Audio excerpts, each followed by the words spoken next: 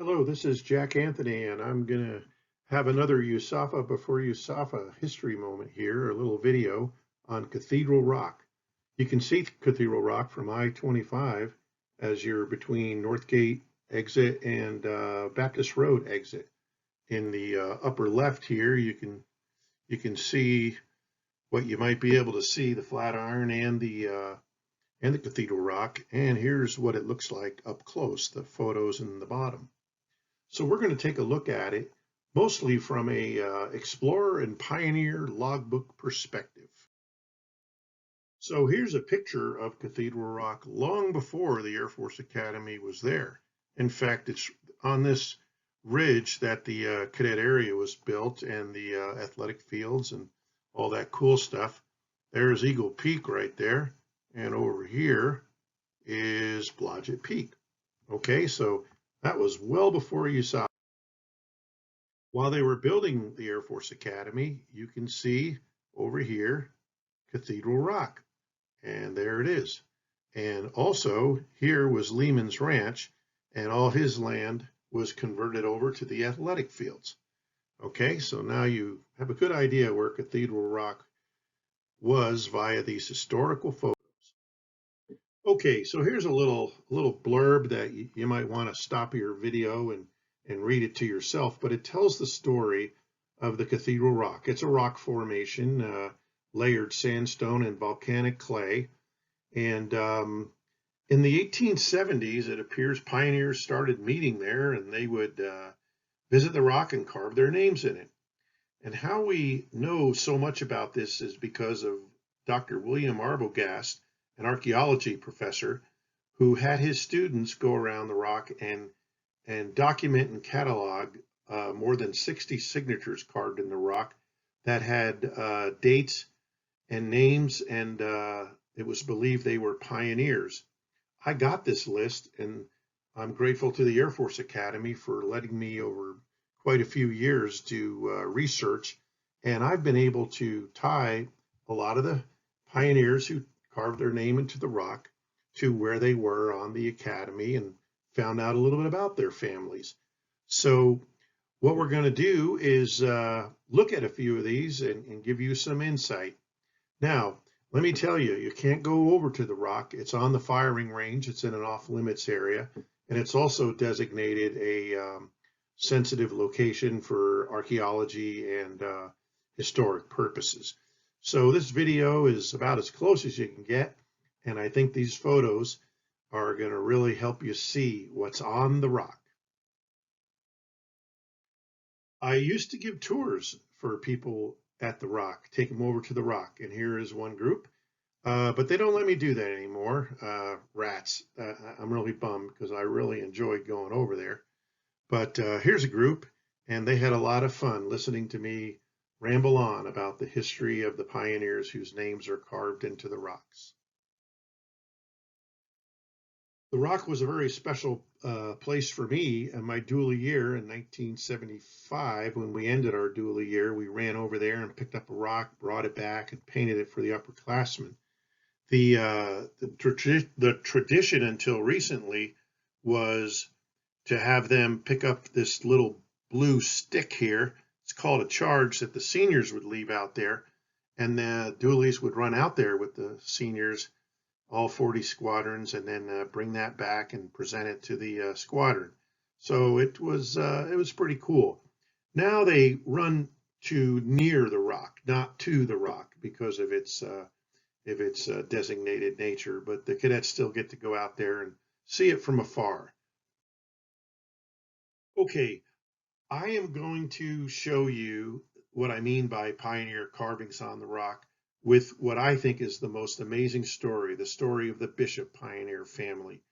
And what we're going to do here is take a close look at what's on this rock, because mom and dad, they carved their names here, and the children, they carved their names here. Let's dive into this and look closer. Okay, what do you see here? You see Albert and Ginny Bishop carved their names in, and they were a wonderful couple, as evidenced by the fact that they carved a heart between their initials. So that's mom and dad, okay? Now over here, we have Oscar, Lillian, and somewhere in this area is Phineas. That is the three children of the bishop couple. So that is just absolutely cool, a family event. So here again is what I showed you earlier and how it maps to the kids section and mom and dad section.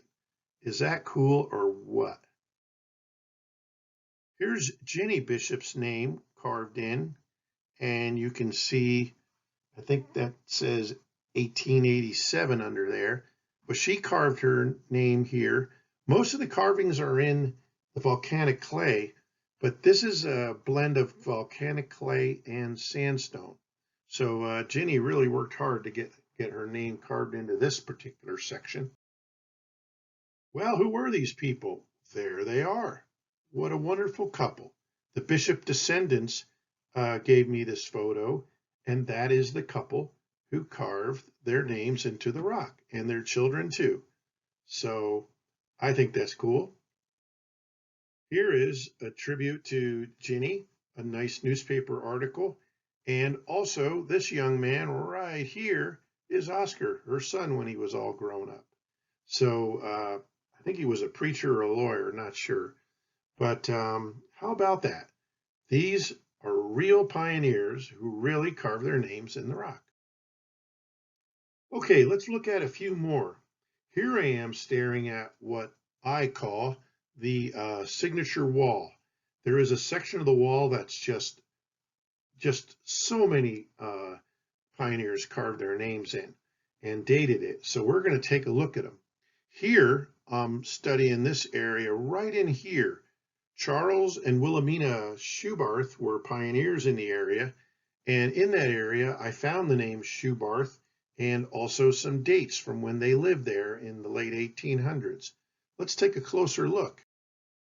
Well, there's their humble home near Cathedral Rock back in the old days, and this is a wonderful newspaper article I got from the Palmer Lake Museum. And guess what? Right there, this guy right here, that is Darren Schubarth.